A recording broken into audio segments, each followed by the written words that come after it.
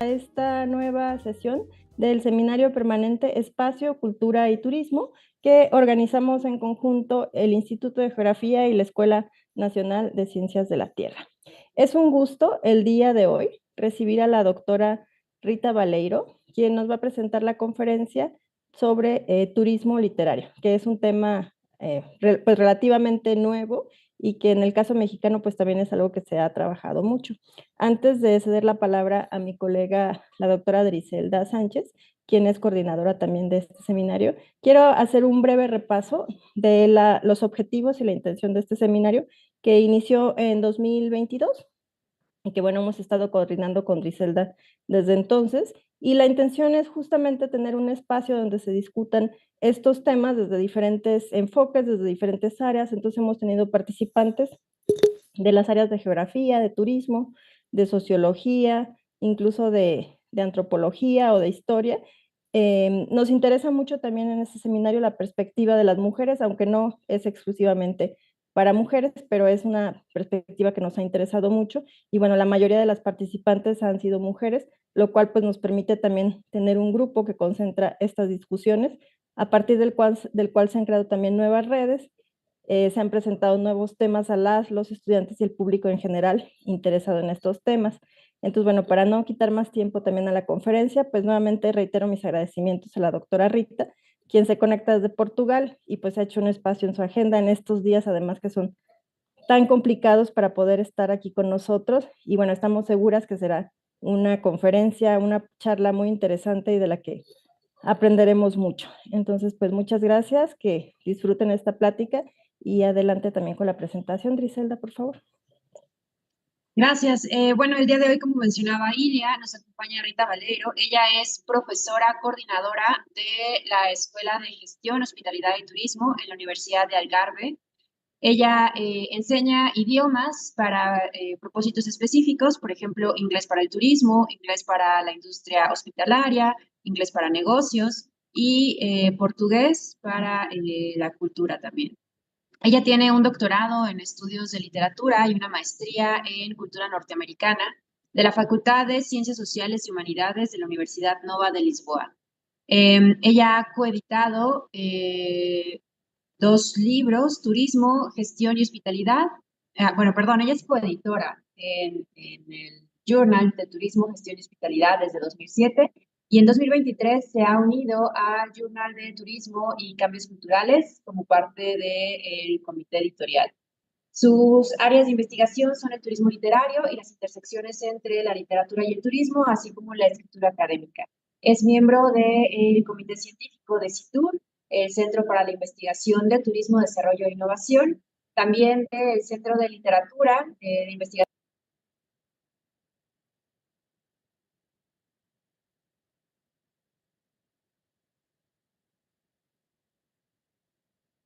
Houve algum problema técnico? Sí, Sim, bueno. mas não faz mal. Eu posso terminar a apresentação simpática que a Driselda estava a fazer. Em 2023 publiquei um livro sobre turismo literário e turismo cinematográfico e em 2024 um livro sobre pesquisa de turismo literário em conjunto com uma colega da Eslovénia, um colega italiano e um colega do Reino Unido. Portanto, tenho publicado nesta área há mais ou menos 10 anos. E vou então, Ilia, posso começar, certo? Por favor, muito obrigada. Obrigada. Então, I'm going to talk in English. First and foremost, I want to thank Driselda Aguirre and Ilia Alvarado Ciso for the invitation. It's really a pleasure to be here today with you. This is the title of my presentation, From Pages to Places, Researching Literary Tourism. So,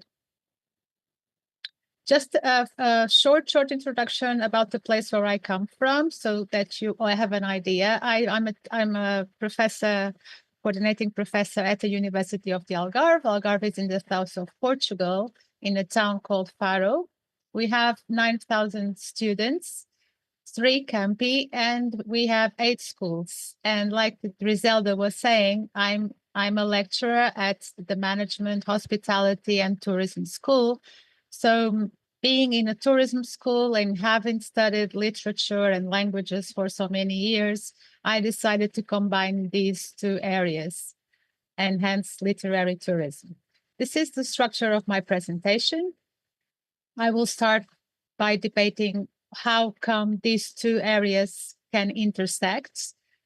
Then I will focus on the definition of literary tourism, what type of research is possible, and then, if I have time, which I hope I will, I'm going to focus on two research projects that I have conducted. First, how to analyze the tourist experience at the literary place, and the other one about the experience and motivation of literary tourists. And I will conclude with some final remarks. So, tourism and literature studies are carried out in the scope of social sciences and refer to an inter and multidisciplinary field of research, tourism and literature. Also, as a sort of a motto to start, I bring you 3 sentences by Michel Onfray, a French philosopher who wrote about the theory. He wrote a book entitled Théorie du voyage. And he says, the desire to travel is fueled by literary ghosts. A mere line, even by an average author, sparks more desire for the described place than photographs or even films, videos, or reports. Between us and the world, we prioritize words. And it says all these beautiful sentences that connect literature and tourism in a book published in 2007 and page 26. So the concepts, what bridges tourism and literature? The concepts of representation, place, and space. The representations of space in literature, the places associated with the writer's lives, and the physical space implied in the traveling act, because tourism refers to displacements in space. Tourism provides the theme for fictional literary works, as, for example, Flights by the Nobel Prize winner in literature, the Polish writer Olga Tokarczuk, and also non-fictional literary works, as it happens in The Journey to Portugal by José Saramago, a Portuguese author, also a Nobel Prize winner in literature. Reading a literary text can give meaning to a place and creating a new perception of that place, a new layer of meaning to a site. On the other hand, visiting the place described or represented in a text has the potential to add extra layers of meaning to the literary text. So there's an intersection between text and space that may change the perception and the understanding of each other.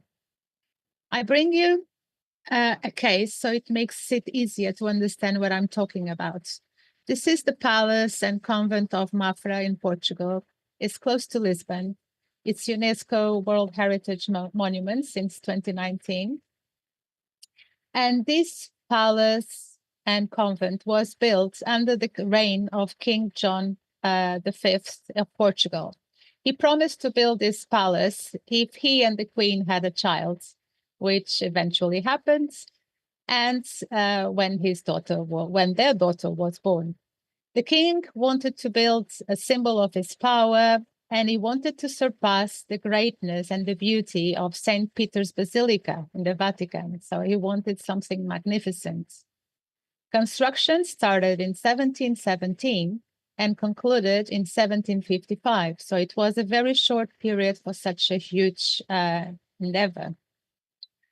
So it happens that most Portuguese children, when we are in school, we go on field trips to this historical monument, and it's also a tourist attraction. And children go there when they are in school, and they go with the school, the teachers and the other colleagues, especially if you live in nearby, which was my case. So when I was around 12, I went there with my school. And I was impressed by its architecture, dimension, richness. And I imagined the king and the queen walking in the long corridors of the palace, the staff moving around, bringing things. And I imagined the food being prepared in the kitchens, and I was amazed by how small the king's and the queen's beds were. Then it happened that a wonderful, wonderful book was written in 1982 by José Saramago, the Portuguese Nobel Prize winner in literature. And he wrote this book, and the plot of the book is about the construction of this palace convent. It's about the king's eccentricity, the poverty of the people, the sacrifice of the people who built the palace. It's about the priest, Father Bartolomeu, who dreamed about flying machines. And it's also about a love story between Balthazar and Blimunda. Balthazar and Blimunda is the title of the English translation of the book. It is indeed a magical book that blends history, fiction, facts, fantasy. I read the book, and later on, I visited the palace again. My perception of what I saw was now totally steered by José Saramago's book. And I could only see the sacrifice of the people who built it. I saw Balthazar and Blimunda's love story, and I saw the flying machine. The king and the queen were totally in the background for me. For me, these monuments had become a literary place because I had attached a literary meaning to these sites. Just a note on this book. This book is so marvelous, and it was so important for so many people that when Saramago died in 2010, his wife placed a copy of this book in his coffin after a suggestion from the most important Portuguese philosopher, Eduardo Lourenço. So I highly recommend reading it. So this semiotic process of resignifying places into literary places can either be individual, like it happened to me when I read the book and I visited the palace. I have knowledge of the text and I attribute a different meaning to what I'm seeing. Or it can happen collectively when the tourist and the cultural industry produces and signals these places to the visitors, like it happens in literary parks, literary museums, book villages, or towns. Because the meaning of places is not a fixed entity, if we identify literary references associated with a place, we can promote the creation of a literary place, which in other words can also be a literary tourism destination. So a literary place is like a segment of space with literary meaning. It's the #1 unit of literary tourism. It's after the identification of literary places that I can create routes and tours, for instance. Roland Barthes says that the literary text has several entrances. The same goes for reading and interpreting space. So I bring you another example. As you can see in the image, it says Café Restaurante Martinho da Arcada. This is a cafe restaurant in Lisbon. So it's a commercial space. Any tourist visiting Lisbon walks by and sees a restaurant. But if that tourist is knowledgeable about literature, or if the tourist industry has signaled this cafe as a reference that as having references in literature, this place also becomes a literary place if we consider that Fernando Pessoa, who was a very, very notable poet in Portugal, used to be a customer here, and he wrote some of his texts in this cafe. So the signifier is the same. It's still a cafe, but the signified is not. The meaning I attribute is not. I bring you another example, this time in France, the Castle of If. The Castle of If is a heritage site with historical value, but it can also be a literary place if interpreted considering the novel The Count of Monte Cristo by Dumas. The main character, Edmond Dante, was imprisoned here. Again, the signifier is the same, but the signifier is not. This can happen to places, but it can also happen, we can also see countries as literary tourism destinations. We have United Kingdom, for instance, has designs for tourism purposes, a literary map where you have the country and all the writers, the places where they lived, the places they wrote about. And there's also the example of Spain. They also have a literary map. These can be tools used for promotion of the country. And they may target people interested in literature, but also people that are just curious about that. So what is this literary tourism? What are we talking about? Literary tourism is a form of literary heritage-based tourism that refers to touring, to traveling places that have a literary meaning. Like I said before, they are called literary places. This significance results from the spatial representation in literary texts, but it can also result from the writer's biographical information. Like I gave you the example of Fernando Pessoa that used to go to that cafe. So literary significance can also come from the biography of the author, not just the text. Or it can also be created by the tourist and culture industry that produces places where literature is celebrated, as in literary museums or literary festivals. Literary tourism has started to be a topic in research currently, but it's not a new phenomenon. In the 18th century, the topographical accuracy of some texts had the ability to open up the novel to the physical world and spark the desire to visit these places firsthand. Nicola Watson, she's one of the main researchers in literary tourism, recalls that as early as 1764, a traveler, James Boswell, most likely one of the first literary tourists, walked in the footsteps, which is the same thing as saying walked and visited the literary places of the character Julie from Jean-Jacques Rousseau's epistolary novel, Julie ou la Nouvelle Héloïse. This novel was probably the biggest bestseller of the century and made Rousseau the first celebrity author after Petrarch in the 16th century. So literary places are unique because they refer to a single text, to a single author. For this reason, they can be very attractive to visitors and an extremely useful resource for the tourism and cultural industry. After the process of identifying or producing literary places, literary tourism products can be created. And I bring you this image. I know the quality of the image is not the best, but it's from a paper I published together with a colleague in 2020, last year.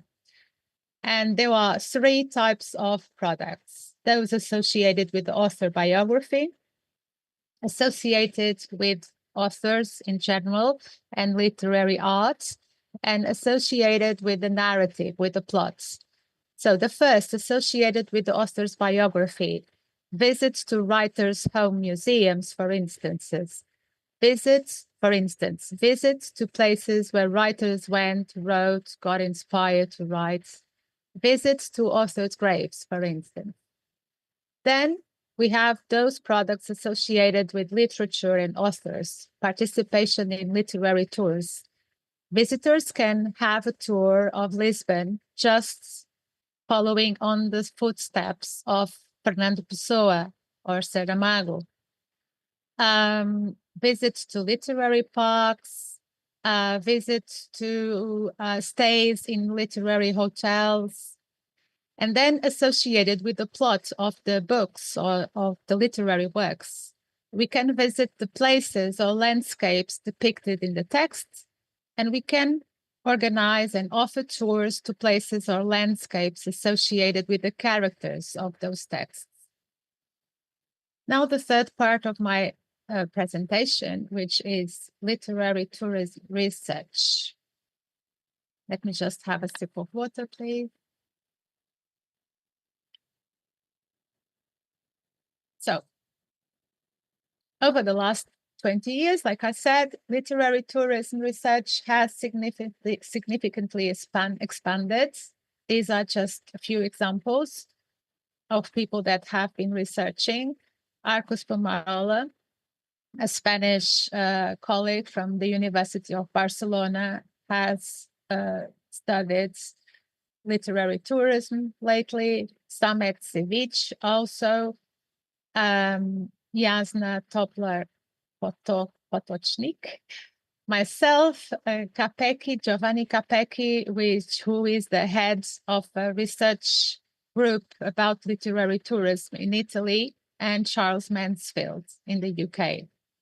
However, not so long ago, the research and practice of literary tourism was a palpable embarrassment among scholars, making them thoroughly uneasy, like Nicola Watson reminds us. Even though these feelings often coexisted with an undisclosed wish to go on literary pilgrimages, literary tours, and literary readings in situ. This attitude of some reservation towards literary tourism research very likely resulted from the predominant influence of structuralism, which advocated that there is nothing outside the texts. Language and texts are understood as self-enclosed systems in which the critical connections are those between the text signifiers and not those between words and the exterior objects or elements they represent. However, the extrinsic context of literary work and the notion of the text without limits started to be addressed as well. Reader response criticism and the transactional theory of meaning formation, Louise Rosenblatt, Wolfgang Iser, are some of the authors, advocated that only the reader's active interaction determines the realization of the text. This same principle seems to consciously or unconsciously motivate visitors to go on literary touring, so they fill in the gaps of the literary texts after the intersection between the projections of what they read and the elements they see in the space. This view, transferred to tourism and literature studies, via the geographical, the humanist approaches to tourism, and the spatial turn and the geographical turn in tourism, highlights that the experience of the place aids in the understanding of the literary texts or authors. So this perception started to motivate the appearance of literary cartography, the mapping of literary elements in space. These can be used to produce tourism experiences and helped visitors understand the text and its spatial representations better. Just like a literary text is not a collection of printed marks on the page, but rather the result of an active process lived through the relationship between a reader and the text. In other words, the literary text results of this subjective construction of the reader with the words. So, literary cartography, or the construction of literary maps, does not refer to a collection of printed files, but it is the result of an interpretation of the narrative that is created about a space. So we can ask ourselves, how are literary references transferred to the physical geography? Well, this happens because literary texts can act as files of representation, whose elements, symbols, images, can be drawn into the physical space and steer visitors' gaze, leading them to attribute new meanings to what they are seeing. The places depicted in literary texts may be mapped and dragged to the geographical space. There have been, however, different views on dragging the literary representation of space beyond the pages of the book. Two such different visions are those of Virginia Woolf and James Joyce, two modernists. So, on the one hand, Virginia Woolf states that a writer's country is a territory within his own brain, and we run the risk of disappointment if we try to turn such ghost cities into tangible brick and mortar. To insist that the writer's city has any counterpart in the cities of the earth is to rob it of half its charm.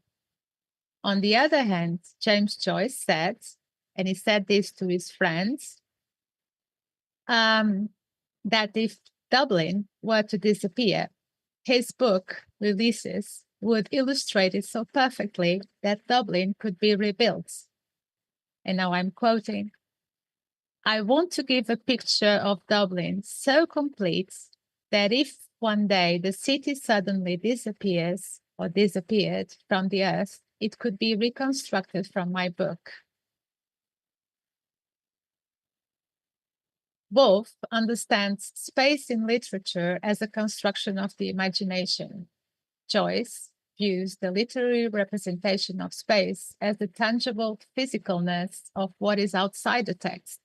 The reference of the text are external to the text. Therefore, ultimately, Dublin could be reconstructed from the text.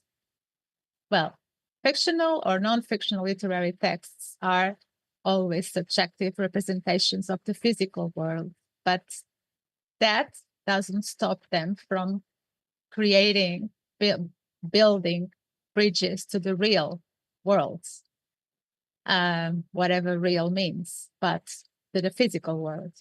The places of fiction identified by literary cartography can be mapped, like we said, because, like the geographer Talley Jr. tells us, to tell a story is to draw a map, and drawing a map is always synonymous with telling a story. Okay, so this view bridges literature, geography, cartography, and tourism. The inscription of literary texts in space, either through implicit or explicit representations of places, favors the manifestation of the literary text as a map. Even though a map enunciates our idea of the world, it is not its reality, because it is a subjective selection that does not have the pulp of the literary text. Mapping literary fiction places can be extraordinarily useful for visitors. It provides special references to guide and steer their gaze, and for the tourism industry, as it allows the creation of literary places, literary tourism products, and ultimately literary tourism destinations. I'm moving on to the fourth part of my presentation, which is how to analyze the tourist experience at the literary tourism attraction. So the attraction I selected were the literary museums in Portugal. Literary museums refer to one genre of museums in the constellation of museums that document, celebrate literature and writers. They house collections of books, manuscripts, tools of the literary writing trade or craft, photographs, videos, personal effects, period objects, or replicas of those objects. Sometimes these museums also house research centers, libraries, and exhibitions, either permanent or non-permanent. So the challenges I faced was an absence of an inventory of the Portuguese literary museums. And another challenge I had was how to reach the visitors of the museums. I did not have the time or the money to go to all these museums, especially because many of them are in the north of Portugal and I am in the south. So how could I reach the visitors of the museums? So I assume that the tourist experience continues post-visits. And I also, and following Alexander and colleagues, I also took the assumption that the interpretation of visitors' reviews may contribute valuable information to understanding visitors' experience. So what to do after? So I started with an inventory of Portuguese literary museums, and I'm going to focus on the methodology to do this. So I analyzed the Visit Portugal website.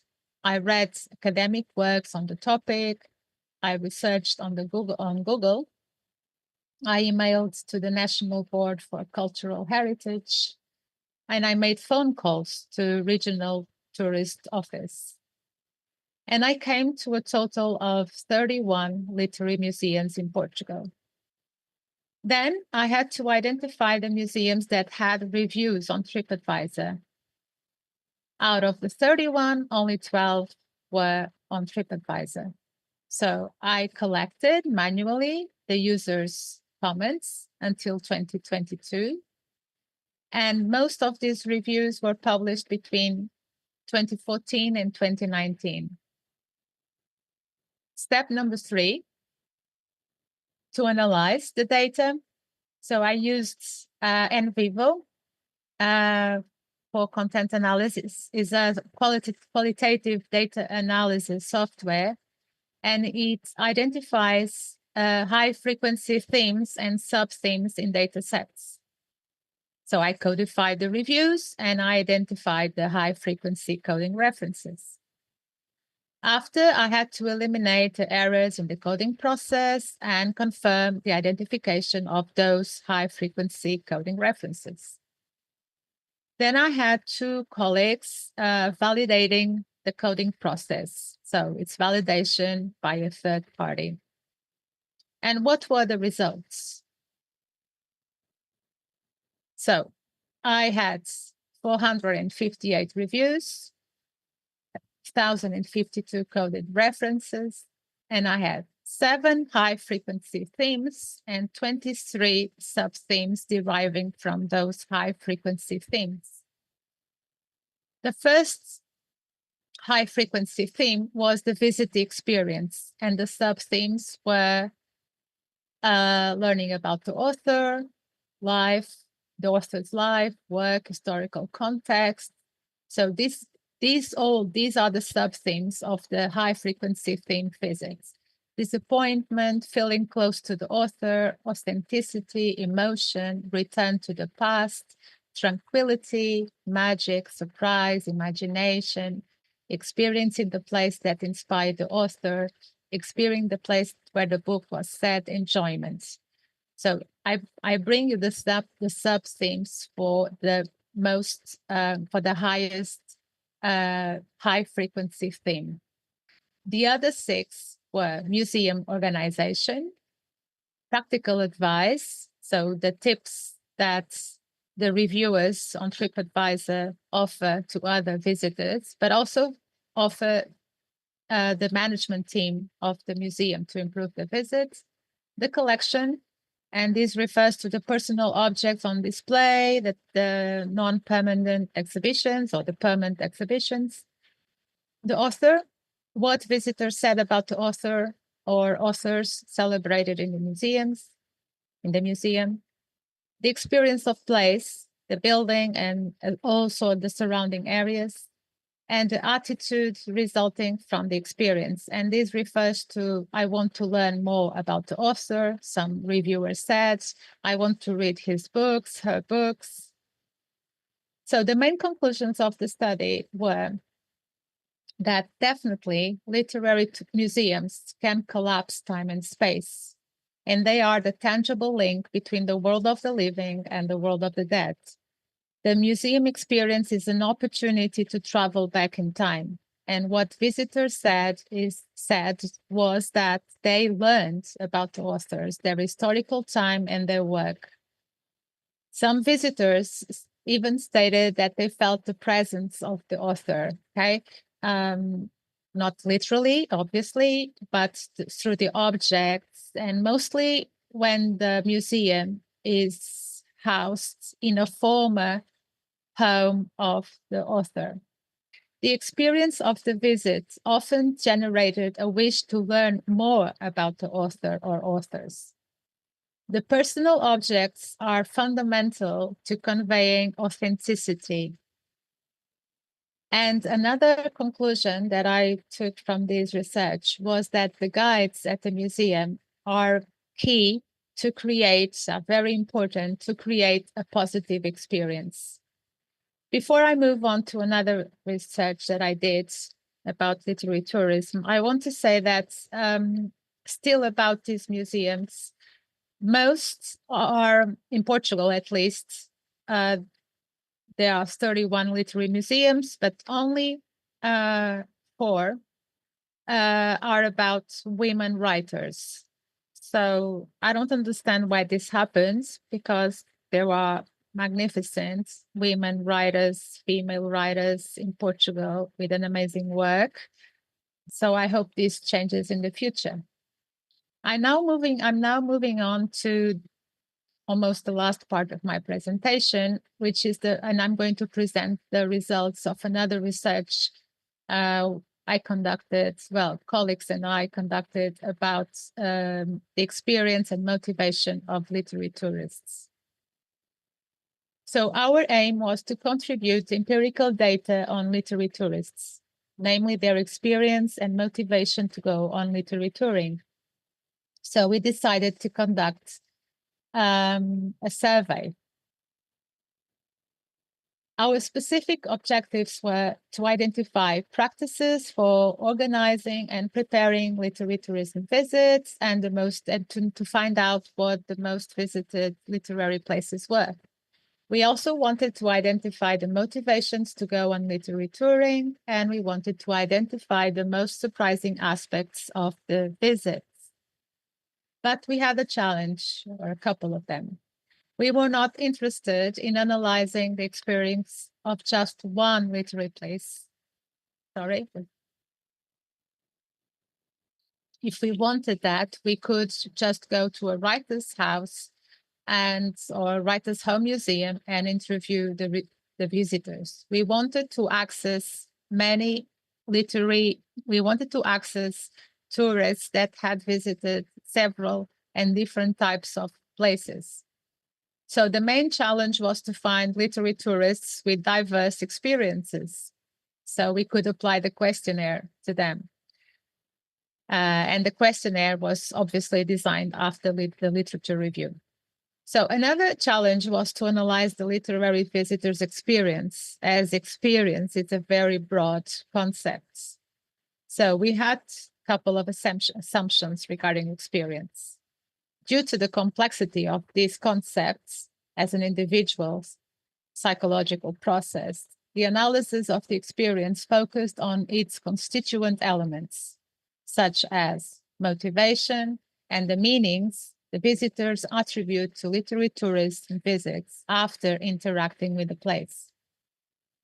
So, like I said, we did not wish to analyze the experience of just one literary place. Therefore, we decided to find a database of literary tourists and inquire them about their previous visits.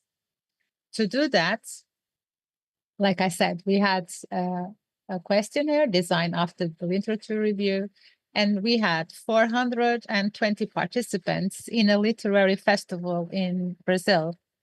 And we inquired them, but not about the festival, not about the literary festival. We inquired them about their previous experiences of literary tourism, because we assumed that they were people with an interest in literature.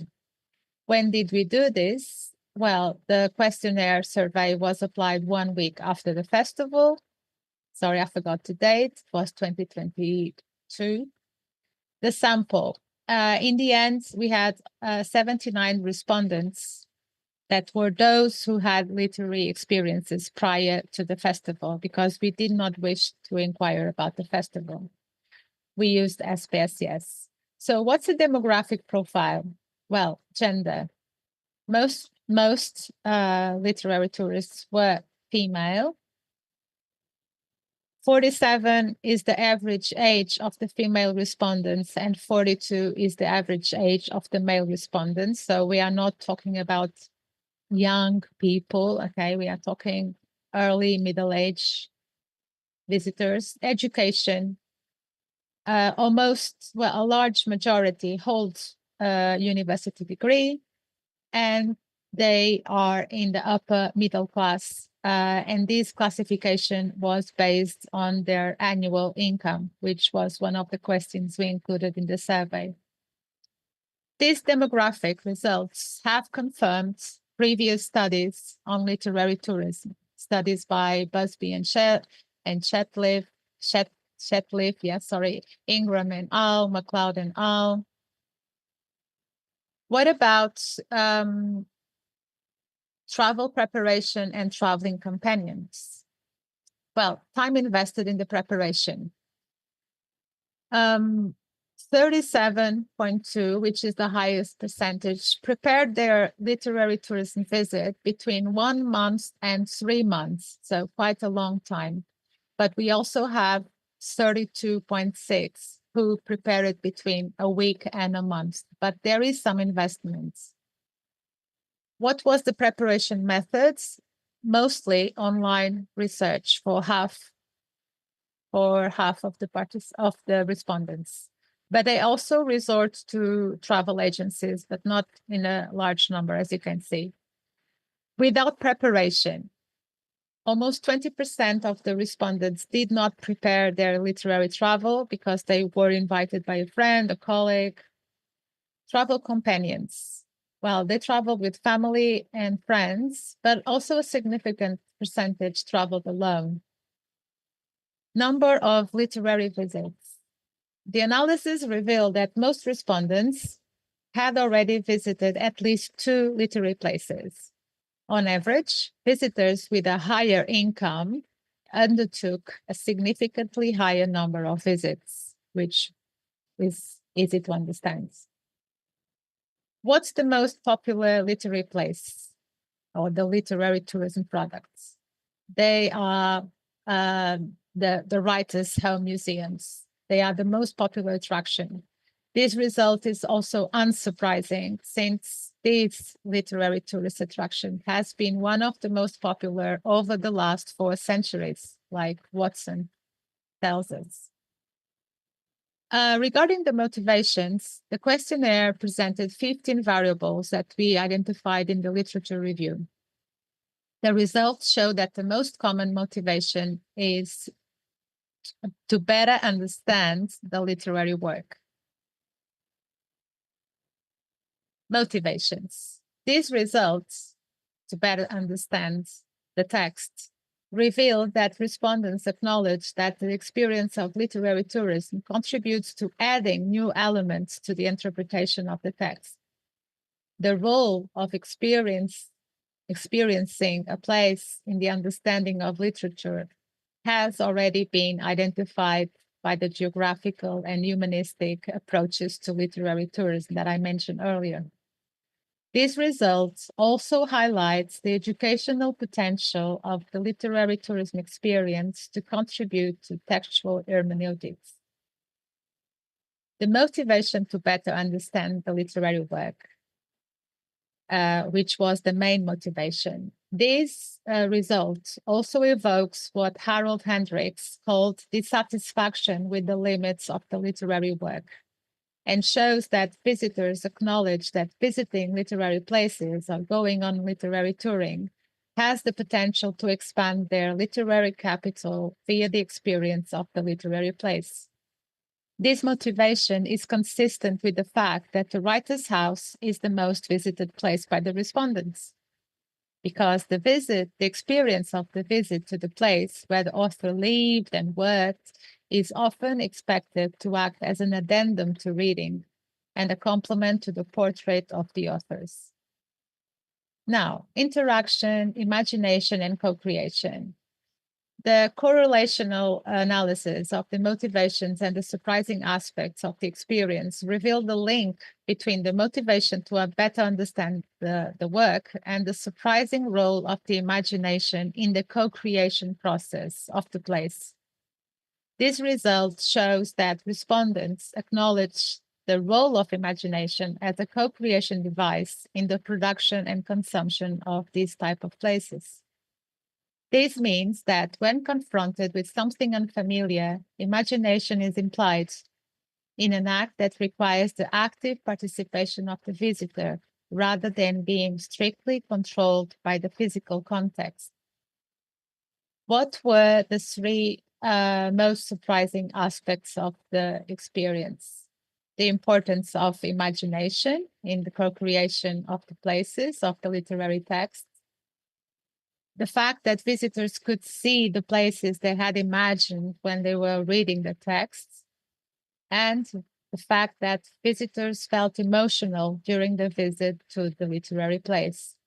We have published this study in this paper in 2022.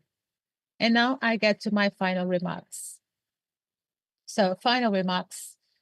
Uniqueness, impact, and impacts. Well, literary tourism, because it draws on literary heritage, and literary heritage is unique to each territory, to each region, to each country.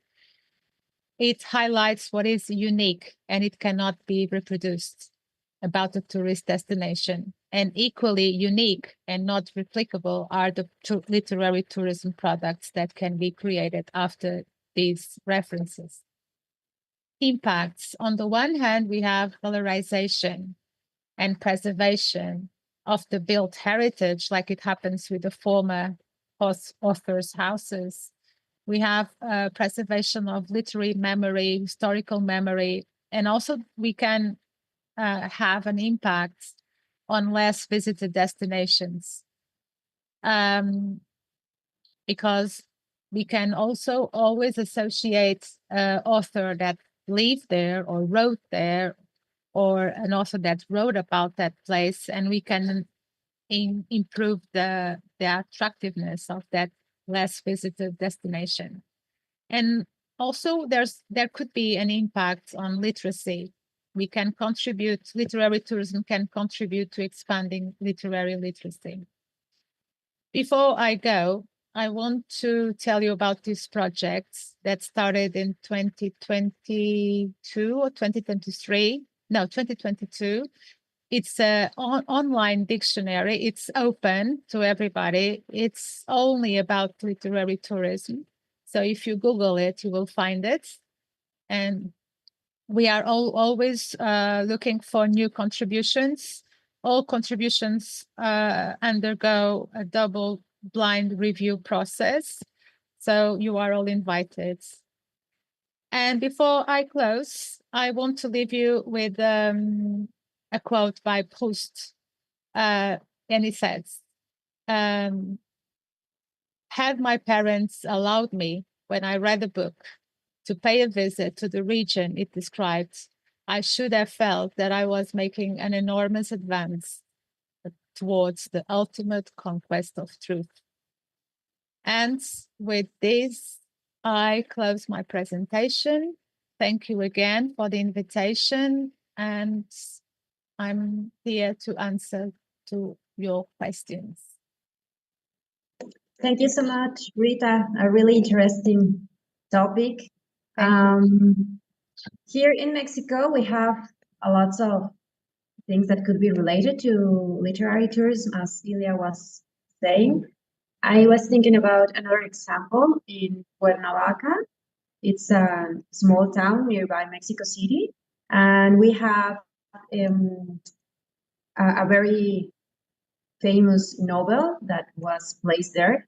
It's Bajo el Volcán, Malcolm Lowry. I don't know if you have heard about it, but No, it's really interesting because Malcolm Lowry, the author, spent like 10 years in this place. He was Britain, I guess, and he wrote the novel there. about the Day of the Dead and all of things. Mhm. But as you said, the most attractive tourist, the most touristic place is the hotel where he used to stay.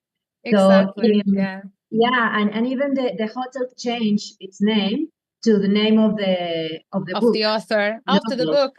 Yeah, Okay. so it's Mhm. really interesting, and people goes there to see the room where Malcolm Lowry in 1940 or something like that wrote the novel, and I think it's really interesting this whole phenomenon where people just move to places to recreate maybe some fictions, maybe some realities, but it's really really interesting. I don't know if you can talk us more about maybe this last part about the dictionary, how it's developed, how where does the idea come from, or Well, I studied in Universidade Nova in Lisbon, na Faculdade de Ciências Sociais e Humanas in Lisbon. And shortly after I graduated, one of my professors at that university started to create an online dictionary about literary theory. So I thought it was a very good idea because if you have a book, a dictionary, a physical dictionary, you can include new entries, new texts, but you have to have a new edition, which is quite expensive. So I thought that online, people could add ads and even meant in some cases contributions, and it would be a work in progress, open to everybody. So you did not have to buy the book of the dictionary. So I had that idea, and after that, I started to work with a group of researchers about literary tourism. And these researchers were in Italy, in France, in Switzerland, and they wanted to start something new and something about literary tourism and to offer a resource that could be open for students and other researchers. So we were discussing that, and I thought, well, why not an online dictionary like the one I saw at the university where I used to study? And they liked the idea. So we started the dictionary, baby steps at the beginning. We did not have many entries in the dictionary, but we knew that we wanted to have core concepts of the area. We wanted to have the concept of literature, the concept of literary tourism for sure, the concept of literary plays. And then we started to expand to examples of cases, like case studies. So we can have a dictionary text or entry about a specific village where tourism has expanded because there's an association with the author, for instance. Or we have examples of literary tours that were created in Italy. So I suggest that you visit the dictionary. It's open access. And if you are interested in submitting a proposal, you can send the proposal to me, and then we will correspond afterwards, because every text undergoes a double-blind review process. So each text is evaluated by two researchers anonymously, and then we return the comments to the author of the text, and then after all the alterations, we finally publish. And until now, we have about I think around 70 texts in the dictionary, but we hope to reach 100 soon. So Great. you are all invited. Yes. Thank you. We're going to share it with all our networks and see if anyone is interested. At least me, I'm going to try to contribute in some way. Yes, Ilya, at the beginning of today, at the beginning of the presentation today, she said that she's interested in film tourism.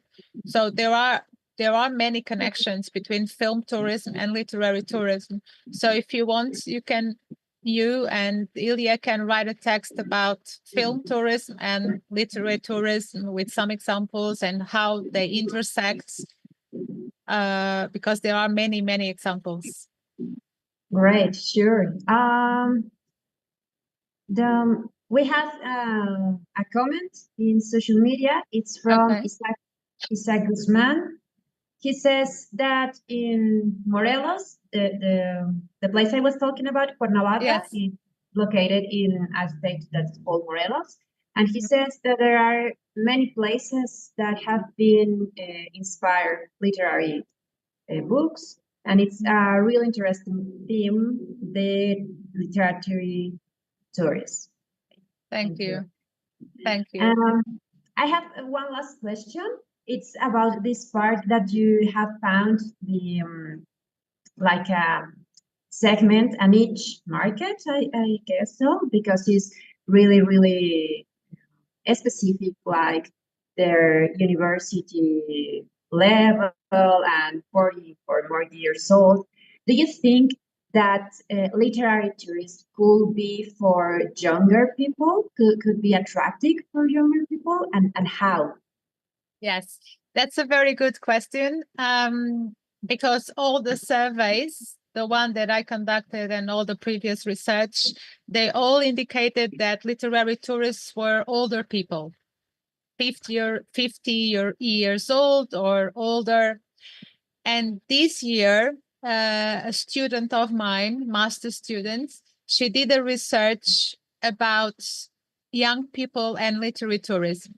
So she conducted a survey as well, but her target was young people, and young people, according to the definition of young, is people aged between